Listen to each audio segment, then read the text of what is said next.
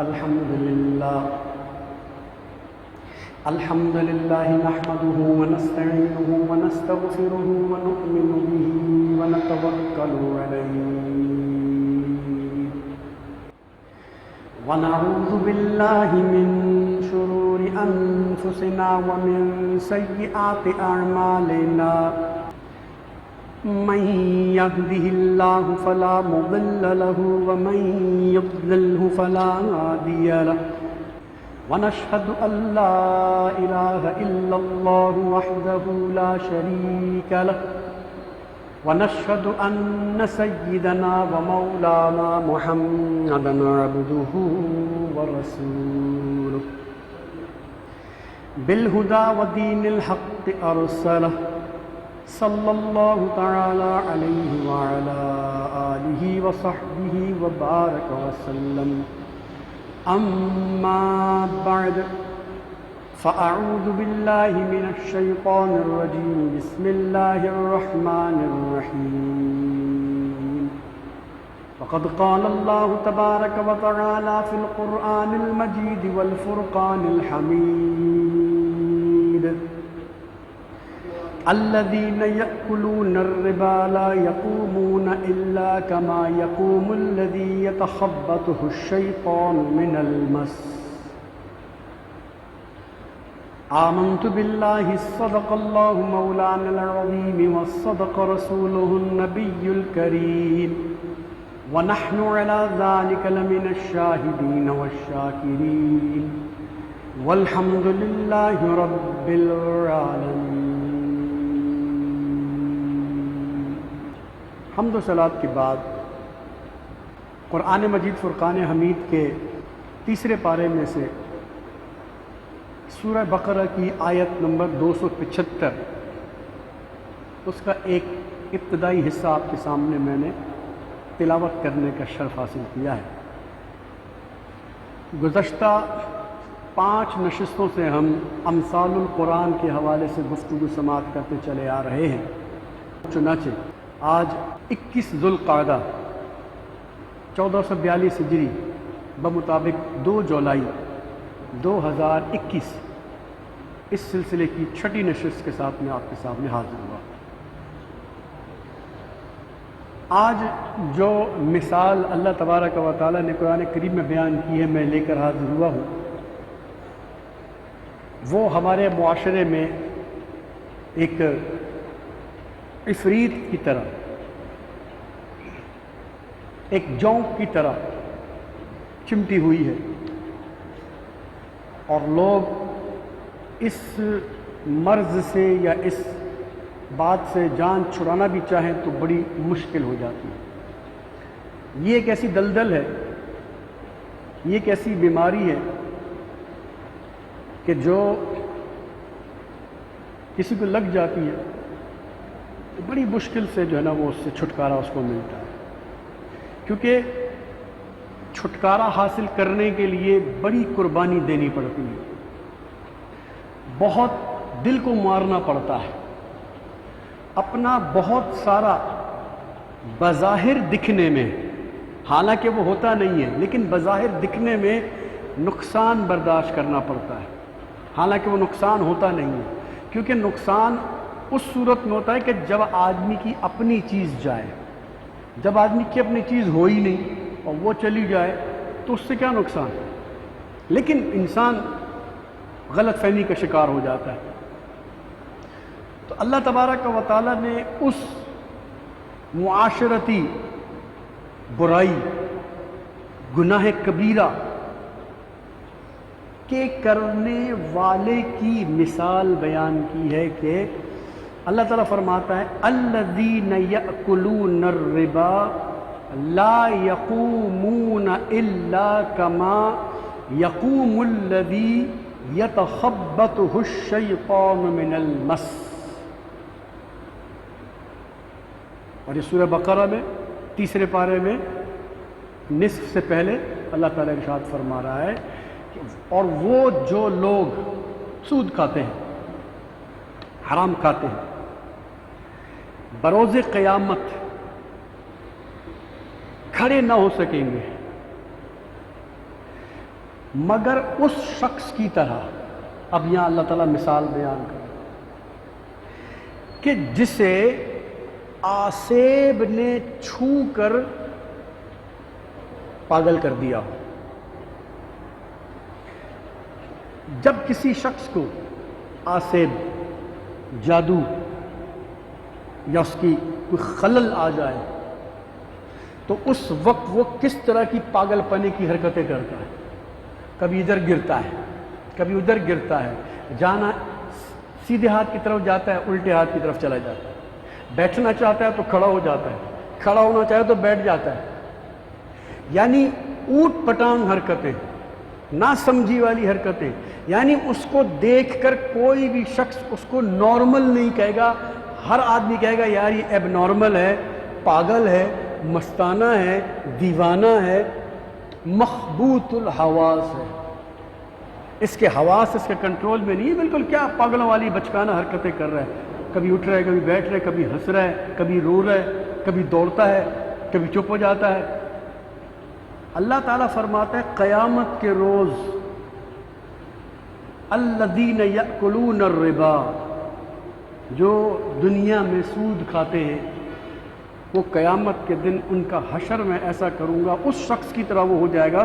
قیامت کے دن وہ کھڑا نہیں ہو سکے گا. یعنی ایک جگہ کھڑے ہو کر حساب کتاب نہیں دے پائے گا، بلکہ پھدکتا پھرے گا، کبھی ادھر کبھی ادھر، کبھی ادھر گرے گا کبھی ادھر گرے گا.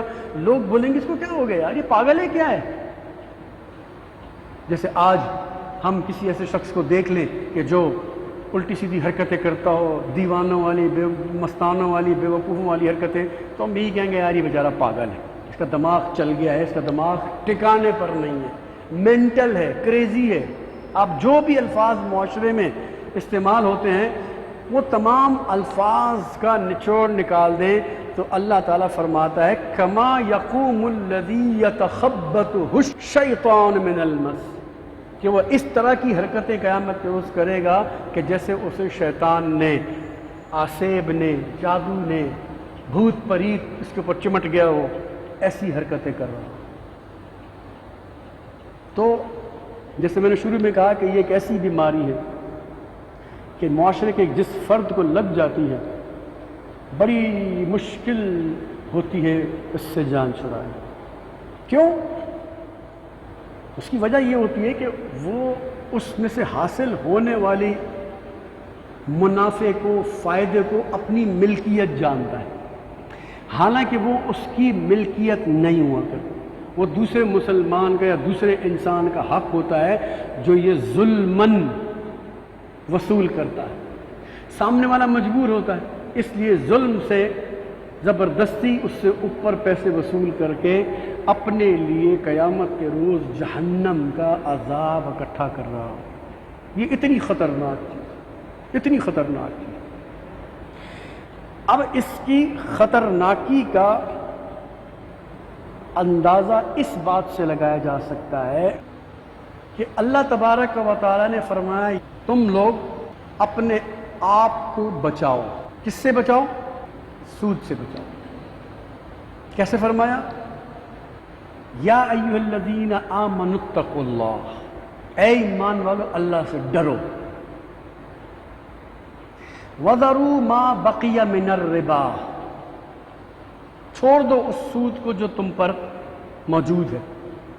ان کنتم مؤمنین، اگر تم مومن ہو. تین باتیں اللہ تبارک و تعالیٰ نے یہاں پر بیان فرمائی، اور جس وقت یہ آیتیں بیان فرمائیں صحابہ کرام دین کو ماننے والے، شریعت کو ماننے والے، اللہ نبی سے سچی محبت کرنے والے، اس وقت تک جب یہ آیتیں نازل ہوئی تھی نا، اس وقت تک سود حرام نہیں تھا، اللہ کی طرف سے اس کے اوپر پکڑ نہیں تھی. برائی بیان کی جاتی تھی کہ یہ اس میں یہ ہوتا ہے، اس میں جھگڑے ہو جاتے ہیں، یہ ہو جاتا ہے، لیکن حرام نہیں تھا. جیسے شراب اولاً حرام نہیں تھی، بعد میں اس کو حرام کیا گیا. تو اس وقت جس وقت یہ آیت نازل ہوئی، کتنے ایسے لوگ تھے، لوگوں کے لاکھوں روپے لوگوں پر چڑھے ہوئے تھے سود کے، لاکھوں روپے چڑھے ہوئے تھے سود وصول کرنے تھے. اللہ تبارک و تعالیٰ نے حکم فرمایا اپنے نبی کے ذریعے، اے ایمان والو یا ایھا الذین آمنوا اتقوا اللہ، پہلے فرمایا اللہ سے ڈرو. اب وہ مومن ہی کیا جو اللہ سے نہ ڈرے؟ وہ کیسا مومن ہے جو اللہ سے نہیں ڈرتا؟ وَذَرُوا مَا بَقِيَ مِنَ الرِّبَا، یہ جو حکم دیا جا رہا ہے اس حکم تک جس کا جو سود باقی ہے نا چھوڑ دو. ان کنتم مؤمنین، اگر تم ایمان بردار ہو چھوڑ دو. پھر فرمایا وارننگ دی، فَإِن لَمْ تَفْعَلُوا، اگر ایسا نہیں کرو گے فَأْذَنُوا بِحَرْبٍ مِّنَ اللَّهِ وَرَسُولِهِ، تو پھر اللہ اور اس کے رسول کے ساتھ جنگ کرنے کے لیے تیار ہو جاؤ. چلو جی، اللہ تبارک و تعالیٰ نے ایسی خطرناک وارننگ دی ہے. کسی اور جرم پر اللہ تبارک و تعالیٰ نے قرآن میں جنگ کا اعلان نہیں کیا.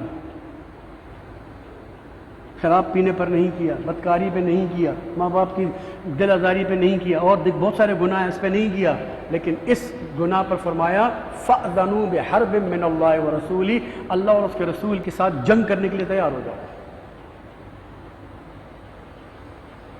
وَإِن تُبْتُمْ فَلَكُمْ رُؤُوسُ أَمْوَالِكُمْ لَا تَظْلِمُونَ وَلَا تُظْلَمُونَ. پھر فرمایا کہ اگر تم باز آتے ہو، توبہ کرتے ہو، تو جو تمہاری اصل رقم ہے وہ تم واپس لے لو. جو تمہاری اصل رقم ہے، جو تم نے اصل رقم دی تھی، جس کے اوپر تم منافع لے رہے ہو، وہ اصل رقم تم لے لو، اللہ تبارک تعالیٰ تمہیں معاف کر دے.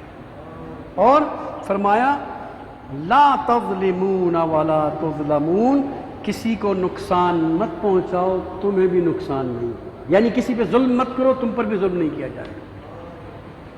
کسی کے اوپر زیادتی مت کرو، تم پر بھی زیادتی نہیں کی جائے گی. کسی کو تکلیف نہ پہنچاؤ، تمہیں بھی تکلیف نہیں دی جائے گی. یعنی تکلیف کا مطلب یہ کہ اس سے تقاضا کرو کہ نہیں بھی دو دو دو دو، تو پھر اللہ تبارک و تعالیٰ اس سے وصولتا ہے. میرے بھائیوں، یہ اتنی خطرناک بات ہے. آپ کو پتہ ہے یہ جو سود ہے، یہ عادت کس کی ہے؟ یہ عادت یہودیوں کی ہے. سود جو ہے یہ یہودیوں کی صفت ہے. یہودی اس کو بڑے شوق سے کرتے ہیں. اب اسی طریقے سے یہودیوں سے آپ مشرک، یہ جو ہندوستان میں جتنے بھی مشرکین بیٹھے ہوئے ہیں، بت پرست بیٹھے ہوئے، ہندو بیٹھے ہوئے ہیں، ان کے بنیے، ان کے بڑے بڑے براہمن اور یہ جو تاجر ہوتے ہیں، یہ سود بہترین جناب کماتے ہیں، اس میں خوب کماتے ہیں. اس میں لوگوں کو قرضہ دیا تو قرضے پر جناب سود پہ سود، سود پہ سود چڑھ چڑھ کے لوگوں کو تباہ و برباد کرتے ہیں. تو یہودیوں کے اندر یہ چیز آئی تھی. دو خطرناک چیزیں اللہ تعالیٰ نے ان کی نشاندہی کی کہ یہودیوں کے اندر یہ دو عادتیں بڑی خطرناک تھی. پہلی عادت تو یہی سود لینے والی. دوسری عادت اللہ تعالیٰ فرماتا ہے یہ یہودی تھے جنہوں نے رشوت ایجاد کی ہے. رشوت دینا یہ یہودیوں نے ایجاد کی. ان یہودیوں نے سب سے پہلے اپنے علماء کو رشوتیں دے دے کر توریت کے احکامات کو بدلوا دیا. یعنی کسی بڑے امیر آدمی نے کوئی ایسا گناہ کر دیا کہ جس کی توریت میں سزا ہے، تو وہ علماء کے پاس جا کر ان کو پیسے رشوتیں دے کر وہ بدل دیتے تھے حکم اس کو. تو یہ یہودیوں کی صفت ہے، رشوت دینا، لینا اور سود کھانا اور سود لینا. یہ یہودیوں کی صفت ہے. مسلمان کو پتہ نہیں کیا ہو گیا، مسلمان کو کیا ہو گیا کہ وہ اس کام میں پڑ گیا. اب اس میں کتنے نقصان ہوتے ہیں. اگر کوئی اس کو سمجھنا چاہے کہ بھائی سود کیوں برا ہے، سود میں کیا خرابی ہے، سود کو کیوں اللہ تعالیٰ نے حرام کیا، اس میں تو بڑا منافع ہے، لوگ کماتے ہیں، تو معاشرتی طور پہ سود کو حرام کرنے کی کچھ حکمتیں ہیں جو علماء نے بیان کی ہیں، وہ سن لیجیے. پہلی بات، سود میں جو چیز زیادہ وصول کی جاتی ہے، جیسے مثال کے طور پہ آپ نے کسی کو 1 لاکھ روپے قرض دے دیا، اب آپ اس سے کہتے ہیں جی آپ کو میں نے ضرورت کے وقت 1 لاکھ روپے دیا ہے، اب جب آپ مجھے واپس کرو گے نا تو مجھے 1,10,000 دینا، 1,20,000 دینا، 1,30,000 دینا، 1,05,000 دینا، 1,02,000 دینا، 1,01,000 دینا، 1,01,000 دینا، 1,50,000 روپے دینا۔ تو یہ جو 50 روپے، یہ 100 روپے، یہ 200 روپے، 1000 روپے، 5,000، یہ جو 1 لاکھ کے اوپر لیا جا رہا ہے یہ سود ہے، اوپر جو لیا جائے یہ سود ہے۔ اب یہ چیز کسی مالی عوض کے بغیر وصول کیا جا رہا ہے، آپ نے اس کے بدلے میں کچھ اس کو دیا تھوڑی ہے جو آپ اس سے جو ہے وصول کر رہے ہیں مال کے علاوہ، آپ نے کچھ کو سامان تو دیا نہیں ہے، آپ نے تو جو رقم دی ہے وہ رقم ہی تو واپس لینی ہے آپ نے اس سے، تو اس سے چونکہ زیادتی مانگی جاتی ہے، زیادہ طلب کیا جاتا ہے، تو اس لیے اس کو شریعت نے برا کہا۔ دوسری حکمت یہ ہے کہ سود تجارت کو خراب کر دیتا ہے۔ جو تجارت ہوتی ہے، ٹریڈیشن ہوتی ہے، کاروبار ہوتا ہے، کاروبار کا دشمن ہے سود۔ لوگ سمجھتے ہیں کہ اس میں بڑے فائدے ہیں، لیکن سود کاروبار کو خراب کر دیتا ہے۔ کیوں؟ اس لیے کہ سود خور بغیر محنت کے مال حاصل کرنا چاہتا ہے۔ بھئی 1 لاکھ روپے کسی کو دے دیا، 5 لاکھ دے دیا، اب وہ گھر میں بیٹھا ہے کہ اب یہ میرے 5 لاکھ پیسے اور بنا کے مجھے دے رہے ہیں، میرا 5 لاکھ کھڑا ہے اپنی جگہ پر اور اوپر پیسہ آ رہا ہے، مجھے کوئی محنت ہی نہیں کرنی پڑ رہی، آرام سے تکیہ لگا کے گھر پہ بیٹھا ہوں، آرام سے دکان میں سیٹ پہ بیٹھا ہوں، ایئر کنڈیشن چلا کے پنکھے کے نیچے، جو بھی مطلب اس کی کنڈیشن ہے، وہ میرا جو لاکھ ہے یا 5 لاکھ ہے وہ بھی سیف، اور وہ 5 لاکھ اور اوپر سے کما کے مجھے دے رہا ہے۔ تو یہ بغیر محنت کے چونکہ وہ پیسہ حاصل کر رہا ہے، اس چیز کو سخت ناپسند کیا گیا۔ اچھا، اسی طریقے سے سود کے رواج سے آپس میں پیار اور محبت معاشرے میں ختم ہو جاتا ہے۔ کیسے؟ آپ جس سود خور شخص کو دیکھیں گے، سب سے پہلے اس کی جو نشانی ہوگی اس کا دل سخت ہوگا، اس کا دل سخت ہوگا۔ کیسے سخت ہوگا؟ آپ معاشرے میں یہ تماشے دیکھتے ہوئے ہوں گے، کیا؟ ارے بھائی مجھے میرا پیسہ چاہیے، تباہ ہوتا ہے تباہ ہو، مرتا ہے مر، گھر بیچتا ہے گھر بیچ، سامان بیچتا ہے سامان بیچ، میرا پیسہ مجھے دے۔ یہ مطالبے ہوتے ہیں کہ نہیں ہوتے؟ تو یہ دل کی سختی ہے کہ نہیں؟ دل سخت کر دیتا ہے یہ سود کا پیسہ، انسان کے اندر سے انسانیت کو نکال دیتا ہے، بندہ انسان ہی نہیں رہتا۔ یعنی انسانی صفات، یعنی انسان کیا ہوتا ہے؟ نرم دل ہوتا ہے، محبت کرنے والا ہوتا ہے، مسلمانوں کے کام آنے والا ہوتا ہے۔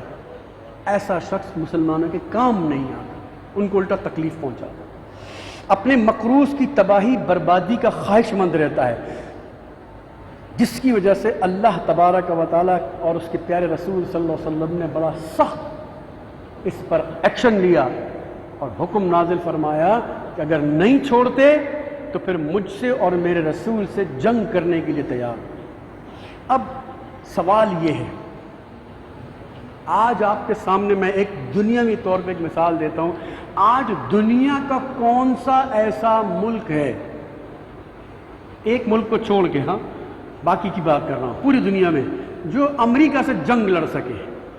ایک سیدھی سی بات کر رہا ہوں، کسی ایک ملک کا نام بتائیں، میں ایک کی وہ چھوڑ رہا ہوں، ایک کو چھوڑ کے کسی دوسرے ایسے ملک کا نام بتائیں جو امریکہ سے جنگ لڑ کے اس سے جیت سکتا ہے، چلے بتائیے، کوئی ہے؟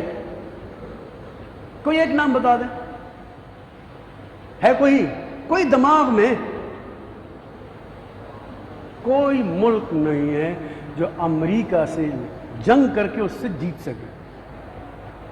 اب آپ کے ذہن میں یہ بات ہوگی کہ ایک کی بات امام صاحب نے چھوڑ دی، تو وہ ایک ہے افغانستان، اس کے علاوہ نہیں، اس کے علاوہ پوری دنیا میں چاہے وہ خود ایٹمی طاقت کیوں نہ ہو، افغانستان ایٹمی طاقت نہیں ہے، وہ سپر پاور نہیں ہے، ہاں سپر پاور کا ہاتھ اس کے اوپر ہے، سپر پاور کی تائید اس کے ساتھ ہے، یعنی اللہ تعالیٰ کی مدد اس کے ساتھ ہے۔ جو اور پوری دنیا میں لوگ مسلمان اللہ اللہ کرتے ہیں لیکن پتہ نہیں اللہ کی مدد ان کے ساتھ کیوں نہیں ہے، پتہ نہیں ان کے دل سے اللہ اللہ اس طرح نکلتا بھی ہے کہ نہیں کہ جس طرح اللہ پسند کرتا ہے۔ یہ صرف زبان سے طوطے کی طرح اللہ اللہ اللہ کرتے رہتے ہیں، اندر پتہ ہی نہیں کہ اللہ کا مطلب کیا ہے، میں کس کو پکار رہا ہوں۔ اور وہ اللہ کا نام لے کر ایک غلیل بھی جہاز کو مارتے ہیں تو وہ جہاز اللہ تعالیٰ گرا دیتا ہے۔ ہیلی کاپٹر پہ غلیل کے پتھر پھینکتے ہیں، وہ ہیلی کاپٹر کو گرا دیتا ہے اللہ تبارک و تعالیٰ۔ وہ ایسی قدرت والا ہے، ایسی تائید ہے ان افغانیوں کے اوپر اللہ تبارک و تعالیٰ کی۔ اور ہم لوگ یہاں پہ میزائل اور پتہ نہیں بم لے کے بیٹھے پھر بھی تھر تھر کانپ رہے ہو۔ تو کہنے کا مطلب یہ کہ سمجھانے کا مطلب یہ کہ دنیا کی طاقتوں میں سے کوئی بھی طاقت اگرچہ وہ ایٹمی طاقت ہو، چاہے وہ کوریا ہے، چاہے وہ جرمنی ہے، چاہے وہ انگلستان یعنی برطانیہ ہے، چاہے وہ چائنا ہے، چاہے فرانس ہے، یہ سب ایٹمی طاقتیں ہیں، لیکن کوئی بھی امریکہ سے پنگا نہیں لیتا کیونکہ دنیا کی سب سے زیادہ ایٹمی طاقت اس کے پاس ہے، وہ سوچ بھی نہیں سکتے اس کا لڑنے۔ اب میں آپ سے پوچھتا ہوں اور اپنے دل پہ ہاتھ رکھ کے کم سے کم وہ آدمی بتائے جو خدا نہ خواستہ شیطان کے بہکاوے میں آ کر یہ کام کر رہا ہے، اللہ سے لڑ سکتا ہے؟ اللہ سے لڑ سکتا ہے؟ اللہ سے لڑ سکتا ہے؟ تو اللہ تبارک و تعالیٰ ایک دم سے کبھی بھی نہیں پکڑتا، یہ اللہ کی بڑی مہربانی ہے۔ وہ پہلے مہلت دیتا ہے، اپنے نبی کے ذریعے اس نے پہلے مہلت دی، اپنی قرآن کی آیات کے ذریعے اس نے مہلت دی، وہ مولویوں کی تقریروں کے ذریعے مہلت دیتا ہے، وہ دوست یاروں کے ذریعے مہلت دیتا ہے، وہ رشتہ داروں کے سمجھانے کی صورت میں مہلت دیتا ہے، وہ دوست گلی والے محلے والے کاروبار والے سچے ایماندار لوگوں کی نصیحت کے ذریعے اس کو موقع دیتا ہے۔ کوئی بھی غلط کام کرنے والا آدمی، میری بات ہمیشہ یاد رکھیے، کوئی بھی غلط کام کرنے والا آدمی پہلی غلطی بھی کبھی نہیں پکڑا جاتا۔ اس بات کو میں ایک چھوٹے سے واقعے سے آپ کو سمجھاتا ہوں۔ حضرت عمر فاروق رضی اللہ تعالیٰ عنہ کے زمانے میں ایک شخص چوری کے مقدمے میں پکڑا گیا۔ حضرت عمر فاروق رضی اللہ عنہ کے پاس اسے لایا گیا، آپ نے اس کو دیکھا، ساری بات سنی، چوری ثابت ہوگی، آپ نے فرمایا اس کا ہاتھ کاٹ دو، جو اسلامی سزا ہے۔ اس نے رونے ڈال دی، حضرت مہربانی کیجئے، کرم فرمائیے، رحم فرمائیے، میں بہت غریب ہوں، میں جناب بہت پریشانی میں تھا، گھر میں کھانے کو نہیں تھا، میں فاقے میں تھا، میرے بچے فاقے میں تھے، اس لیے میں نے مجبوری میں آ کے چوری کر دی۔ آپ نے فرمایا نہیں، تیرے رونے سے کچھ نہیں ہوگا، لے جاؤ اس کو، لے جاؤ، اس کا ہاتھ کاٹ دو۔ اس نے پھر زمین پہ گر گیا، نہیں مجھے مت چھوڑ دیں، میں بہت مجبور تھا، میں تکلیف میں تھا، میرے بچے آپ گھر چل کے دیکھ سکتے ہیں، میں بہت مجبور تھا، بڑے اس نے۔ آپ نے فرمایا نہیں بھائی، تیری پہلی چوری نہیں ہے، تو پہلے بھی چوریاں کرتا رہا ہے، تو لے جاؤ اس کا ہاتھ کاٹو۔ اس نے جناب زمین پکڑ لی جیسے، بڑا اس نے واویلا کیا، لیکن حضرت عمر فاروق رضی اللہ عنہ نے فرمایا کہ نہیں، ہاتھ کاٹو اس کا۔ بہرحال اس کا ہاتھ کسی طریقے سے سزا دے کر اس کا ہاتھ کاٹ دیا گیا۔ جب ہاتھ کاٹ دیا گیا تو پھر وہ واپس کچھ دن کے بعد یا کچھ ہفتے بعد یا اسی وقت آیا اور اس نے کہا کہ امیر المؤمنین، میں اعتراف کرتا ہوں کہ میری یہ پہلی چوری نہیں تھی، میں اس سے پہلے بھی بہت چوریاں کر چکا ہوں، لیکن مجھے بتائیے آپ کو کیسے پتہ چلا؟ میں نے تو ہر جتن کر لیا تھا کہ کسی طرح اپنی چرب زبانی سے، اپنے رونے دھونے سے، اپنے ناٹک سے، اپنے ڈرامے سے آپ کو متاثر کر لوں اور اپنی جان چھڑا لوں۔ آپ مسکرائے حضرت فاروق اعظم، آپ نے فرمایا اللہ تبارک و تعالی کبھی کسی کو اس وقت تک نہیں پکڑتا، اس وقت تک نہیں سزا دیتا جب تک وہ اپنے گناہوں میں حد سے نہ بڑھ جائے، وہ حدیں نہ کراس کر جائے، جب تک تب تک اللہ تعالیٰ نہیں پکڑتا اس کو مہلت دیتا رہتا ہے، اس کو ٹائم دیتا ہے۔ اب وہ ٹائم کیسے دیتا ہے میں نے ابھی آپ کو بتا دیا، قرآن کی آیتوں کے ذریعے، نبی کی حدیث کے ذریعے، مولویوں کی تقریر کے ذریعے، دوستوں اور رشتہ داروں کے سمجھانے کے ذریعے، ایماندار اور سچے جو اس کے کاروباری ساتھی ہوتے ہیں ان کے ذریعے وہ بتاتے رہتے ہیں کہ یار تو کس کام میں پڑے گا، مت کر یار، اللہ تعالیٰ سے لڑائی ہے، ارے مت کر یار، کوئی فائدہ نہیں ہے، ظاہری طور پہ پیسہ بہت ہے لیکن اللہ تعالیٰ کی پکڑ ہے، اس میں عذاب ہے، گھر میں تکلیفیں آ جائیں گی، پریشانیاں آ جائیں گی، تجوری تو بھری ہوئی ہوگی لیکن ایسے پانی کی طرح جا رہا ہوگا، اللہ تعالیٰ کی پکڑ بڑی سخت ہے، چھوڑ دے چھوڑ دے۔ اس طرح اس کو اللہ تبارک و تعالی مختلف ذرائع سے اس تک اس کی برائی پہنچاتا رہتا ہے، لیکن کوئی شخص اپنے کانوں پر پردہ لگا کر، کوئی شخص اپنے دل پر پردہ ڈال کر کھاتا رہے تو پھر اللہ تبارک و تعالی ایک وقت آتا فرماتا ٹھیک ہے بندے اب تیار ہو جا، اب تک تو مجھ سے جنگ کا طبل بجا کے جنگ کرتا رہا ہے، اب میرا وار آ رہا ہے۔ پھر جب اللہ تبارک و تعالی کی لاٹھی چلتی ہے تو کوئی چارپائی پہ پڑا ہوتا ہے، کوئی دل کے دورے کھا کے پڑا ہوا ہوتا ہے، کوئی آغا خان پہ پڑا ہوتا ہے، 4 دن گزار کے آتا ہے، 4 لاکھ 20 لاکھ 25 لاکھ 30 لاکھ کی پرچی لے کے آتا ہے، ایسے پانی کی طرح پیسہ جا رہا ہوتا ہے، کبھی بچہ گر گیا، کبھی بچہ بیمار ہو گیا، کبھی بیوی کے پیٹ میں درد ہوگا، کبھی یہ ہو گیا، کبھی یعنی سکھ نام کی کوئی چیز اس کے قریب تک نہیں پٹکتی۔ وہ بے شک اپنی تجوریوں میں نوٹ بھرے ہوئے ہوتے ہیں لیکن یہاں سب خالی ہوتا ہے، یہاں سب خالی ہوتا ہے، نہ دن کو چین نہ رات کو سکون۔ یہ چیزیں اللہ تبارک و تعالیٰ کے ساتھ جنگ کرنا کوئی مذاق تھوڑی ہے۔ اللہ تبارک و تعالیٰ ہماری پنجابی زبان میں کہتے ہیں کہ خدا اتر ڈلی نہیں بہنا، یعنی اوپر سے اللہ تعالیٰ پتھر نہیں پھینکتا، اللہ تبارک و تعالیٰ بندے کی مت مار دیتا ہے، اس کو عقل ہی نہیں ہوتی، اس کو سمجھ ہی نہیں ہوتی کہ میں کیا کر رہا ہوں، اسے بیماریوں میں، پریشانیوں میں، تنگیوں میں، تکلیفوں میں ڈال دیتا ہے، وہ بیچارہ پھر ادھر ادھر سر مار مار کے تو پتہ ہی نہیں چل رہا تھا میں ہو کیا رہا ہے میرے ساتھ۔ لیکن سیدھی سی بات ہے، صرف اللہ تعالیٰ کا ایک حکم وہ مان لے، یا ایھا الذین آمنوا اتقوا اللہ وذروا ما بقی من الربا، اے ایمان والے ڈر جا اللہ سے اور جو ہے سود کا اوپر کا پیسہ وہ چھوڑ دے، ان کنتم مؤمنین، اگر تو مومن ہے۔ میں یہ بات کہتے ہوئے ڈرتا ہوں، میں نہیں کہہ رہا ہوں، اللہ کہہ رہا ہے ان کنتم مومنین، اگر تو ایمان والا ہے تو جو نہیں مانتا میں تم سے پوچھتا ہوں اس کا کیا مطلب ہے، وہ کون ہے؟ میں کچھ نہیں کہتا بھائی، میں ڈرتا ہوں لوگوں سے۔ اللہ فرما رہا ہے چھوڑ دو، نہیں چھوڑتے چھوڑ دو اگر تم ایمان والے ہو۔ ایک شخص کہتا ہے میں نہیں چھوڑتا، اس کا مطلب وہ ایمان والا، وہ میں نہیں کہتا، میں نہیں کہہ رہا، تم خود سوچو۔ اللہ فرما رہا ہے چھوڑ دے اگر تو ایمان والا ہے، چھوڑ دے اگر تو ایمان والا ہے۔ باپ اپنے بیٹے سے کہتا ہے بیٹا یہ تو بڑا، میں سنا ہے تو بہت گالیاں بکتا ہے، چھوڑ دے اگر تو میرا بیٹا ہے۔ تو اگر وہ بچہ نہ چھوڑے اس کا مطلب وہ کہتا ہے باپ ہوگا میں نہیں مانتا تیرے کو، میں تو گالیاں بکوں گا، یعنی وہ سیدھی بغاوت کر رہا ہے اپنے باپ کے ساتھ۔ تو یہ ایک بندہ بھی تو اللہ سے بغاوت ہی تو کر رہا ہے، اور کیا کر رہا ہے کہ ٹھیک ہے تو بولتا رہے مومنین کنتم مومنین، میں مومن ہوں نہیں ہوں یہ میرا مسئلہ ہے، میں تو کہوں گا تو کہا۔ تو اس کی لاٹھی جب چلے گی تو لگ پتہ چاہے گا کتنا کھایا اور کتنا نکالا، اور پھر جب آخرت میں جائے گا تو ایسے اٹھے گا پاگلوں کی طرح مخبوط الحواس، کبھی ادھر گر رہا ہوگا، کبھی ادھر گر رہا ہوگا، کبھی ہنس رہا ہوگا، کبھی رو رہا ہوگا، کبھی اچھل رہا ہوگا، کبھی کود رہا ہوگا۔ لوگ بولیں گے پاگل کدھر سے آ گیا، یہ کون مخبوط الحواس ہے، یہ کون چریا ادھر آ گیا بھائی؟ یہ میں نہیں کہہ رہا ہوں، یہ سورہ بقرہ کی آیت نمبر 275 کہتی ہے، جس کا جی چاہے جا کے سورہ بقرہ 3 پارہ دیکھ لو۔ اللہ فرماتا ہے میں اس کو قیامت کے روز پاگل اٹھاؤں گا، سود خور پاگل بن کے اٹھے گا قیامت کے روز۔ مجھ سے مت لڑنا، تمہارا رب کہہ رہا ہے، اور تمہارے رسول نے تو پتہ نہیں اتنی باتیں کی ہیں۔ ایک بات کہہ کے اپنی گفتگو ختم کر دیتا ہوں، بعض لوگوں کو برا لگ جاتا ہے۔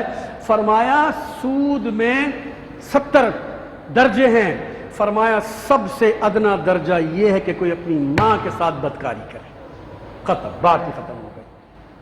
اللہ تبارک و تعالی اصلاح فرمائے، آمین ثم آمین بجاہ النبی وما علینا الا البلاغ۔